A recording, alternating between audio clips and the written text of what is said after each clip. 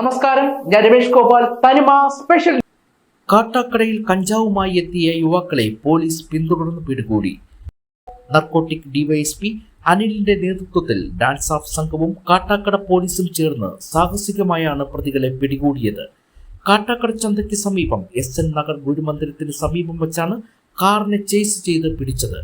പൂവച്ചൽ ഭാഗത്തു നിന്നാണ് മാരുതി ആൾട്ടോ കാറിൽ 2 യുവാക്കൾ കഞ്ചാവുമായി എത്തിയത്.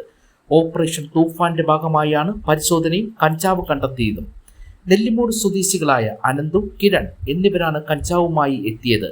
ഇവരിൽ നിന്ന് പോലീസ് വിവരങ്ങൾ ശേഖരിച്ചു വരുന്നു.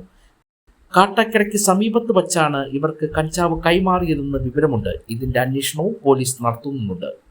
യുവാക്കളെ ചോദ്യം ചെയ്താൽ മാത്രമേ ഇക്കാര്യത്തിൽ കൂടുതൽ വ്യക്തത വരികയുള്ളൂ. കാട്ടാക്കട CIയുടെ നേതൃത്വത്തിലുള്ള സംഘം വിശദമായ അന്വേഷണം നടത്തിവരുന്നു.